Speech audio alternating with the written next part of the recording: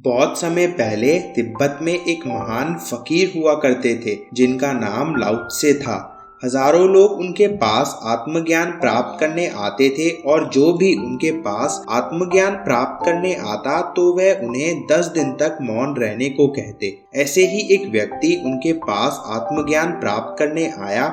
उसके मन में बहुत सारे प्रश्न थे और आते ही उसने एक एक करके लाओ त्से जी के समक्ष सवालों की बारिश कर दी। उसके एक भी सवालों का जवाब लाओ त्से ने नहीं दिया और सिर्फ मुस्कुराकर टालते रहे। जब व्यक्ति के सारे प्रश्न खत्म हुए तो उसने लाओ त्से जी से पूछा कि मुझे तो लगा था मेरे सभी प्रश्नों का जवाब मुझे यहाँ मिल जाएगा, परंतु आप तो सिर्फ मुस्कुराकर मेरे सवालों को टाल रहे हो और जब तक मैं आपसे तर्क वितर्क नहीं कर लूंगा तो मैं कैसे मान लूं कि आपको आत्मज्ञान प्राप्त है। यह सुनकर लाओ त्से जी ने कहा, तुमसे किसने कहा कि मुझे आत्मज्ञान प्राप्त है? और अगर तुम मुझसे आत्मज्ञान पर बहस करने आए हो तो मेरे पास ऐसा कुछ भी नहीं है जिससे मैं तुम्हें संतुष्ट कर सकूं।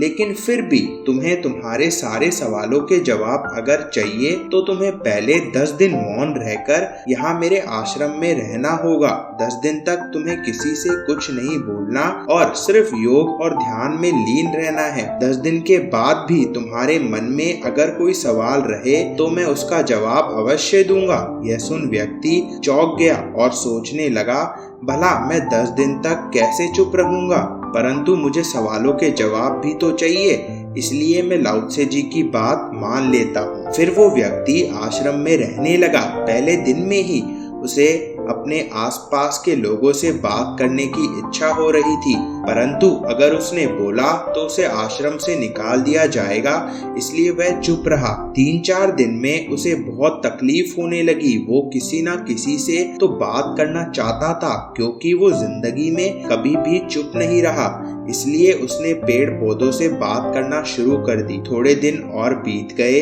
तब जाकर उसे अपने अंदर एहसास हुआ कि मैं अब चुप रहने की कला सीख गया हूँ, इसलिए मुझे अब पेड़ पौधों से भी बात करने की जरूरत नहीं है। अब उससे कोई भी सवाल करता तो वह चुप हो जाता और मुस्कुरा देता जैसे लाओ त्से जी करते थे। उसके दोस्तों को बड़ा अजीब लगने लगा क्योंकि वो व्यक्ति कभी चुप ही नहीं रहा और वह अचानक आज कैसे चुप है। 10 दिन बीत गए और सारे लोग लाओ त्से जी के पास आ गए और बोले, अब तो इसे बोलने की इजाजत दे दीजिए, हमें भी पता चले कि इतना बोलने वाला व्यक्ति आजकल अचानक चुप कैसे रहने लगा। लाओ त्से जी ने उस व्यक्ति को संबोधित करते हुए कहा, अब बताओ तुम्हारे क्या प्रश्न थे? व्यक्ति ये सुनकर लाओ त्से जी के चरणों में नमस्तक हो गया और रोने लगा। अब उसके मन में कोई प्रश्न नहीं रहा। अब वो श्रद्धा और भक्ति में ऐसा लीन हो गया था, उसके सारे सवालों के जवाब उसे अपने आप मिल गए थे। लाओ त्से जी ने उसके दोस्तों की शंका दूर करने के लिए उस व्यक्ति से कहा, हम सबको तुम्हारे इन 10 दिनों का अनुभव और इन 10 दिनों में तुम्हारे जीवन में क्या परिवर्तन आया वो भी बताओ। उस व्यक्ति ने कहा, 10 दिन पहले मैं बहुत बोलने वाला व्यक्ति था। मैं वहाँ भी बोलता था जहाँ बोलने की मुझे आवश्यकता भी नहीं थी। इसी कारण मेरी बातों को कोई ज्यादा ध्यान से नहीं सुनता था। मैं खुद को बहुत ज्ञानी समझता था, लेकिन इतना ज्ञान होने के बाद भी मुझे कोई आनंद नहीं था। मैं ठीक से ध्यान करने भी नहीं बैठता था।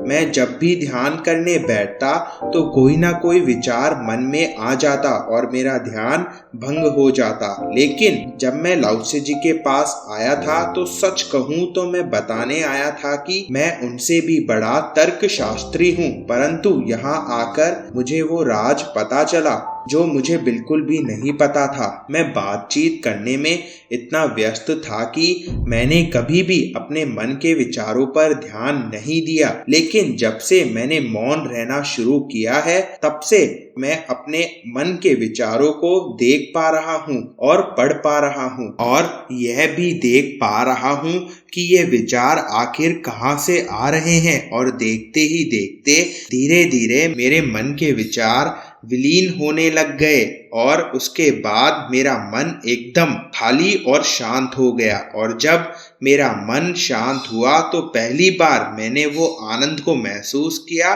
जिसे परमानंद कहते हैं। इसलिए बुद्धा हमेशा कहते हैं कि शब्दों से ज्यादा ताकत मौन में होती है।